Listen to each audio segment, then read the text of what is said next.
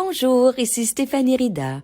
Je prie que Dieu te bénisse alors que nous méditons ensemble l'Évangile du jour. Notre lecture aujourd'hui nous conduit dans l'Évangile de Luc au chapitre 2, au versets 36 et 37. Il y avait aussi une prophétesse, Anne, fille de Phanuel de la tribu d'Aser. Elle était fort avancée en âge et elle avait vécu 7 ans avec son mari depuis sa virginité. Restée veuve et âgée de 84 ans, elle ne quittait pas le temple et elle servait Dieu nuit et jour dans le jeûne et dans la prière.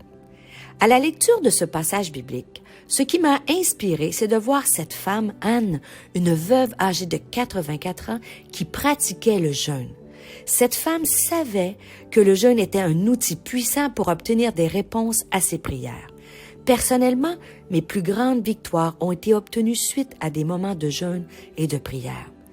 Les motivations du jeûne peuvent être variées. Souvent, nous prenons un temps de jeûne lorsque nous avons besoin d'une guérison, d'une direction, d'un miracle ou pour se rapprocher de Dieu. Pour ma part, je jeûne régulièrement pour le salut de 2 personnes qui me sont très chères. Ce qui est important de savoir à propos du jeûne, c'est que celui-ci n'est pas une action punitive. L'élément principal que tu dois retenir, c'est que le jeûne ne doit pas être pratiqué par religiosité ou par punition. Et surtout, c'est qu'il doit être accompagné de la prière. Ce n'est pas le fait de ne rien manger et d'avoir l'estomac vide qui est spirituel. Le jeûne trouve son efficacité dans le fait que nous sacrifions quelque chose qui nous coûte afin de donner du temps pour chercher la face de Dieu. Le jeûne doit toujours nous ramener à Dieu et nous emmener à être plus proches et plus semblables à Jésus-Christ.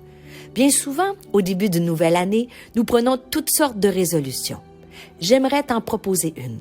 Si ta condition physique le permet, j'aimerais t'encourager à prendre des moments de jeûne et de prière cette année. Tu peux jeûner un repas et prendre ce temps à part pour prier. Tu peux aussi faire un jeûne d'habitude. Jeûner n'est pas uniquement s'abstenir de nourriture. Tu peux t'abstenir de quelque chose qui t'apporte du plaisir. Ce type de jeûne consiste à mettre de côté durant un temps défini une habitude pour laquelle tu prends du temps, comme regarder la télé, un loisir, aller sur Internet, pour consacrer ce temps à la prière. Alors que tu jeûnes, tu auras peut-être l'impression qu'il ne s'est rien passé durant ce moment, mais il n'en est rien. Rappelle-toi que ce n'est pas parce que tu ne vois rien qu'il ne se passe rien. Ce n'est pas parce que tu ne vois pas Dieu agir qu'il n'agit pas. Dieu est puissant et répond à nos prières.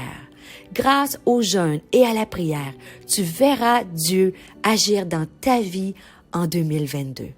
Que Dieu te bénisse aujourd'hui, mon ami.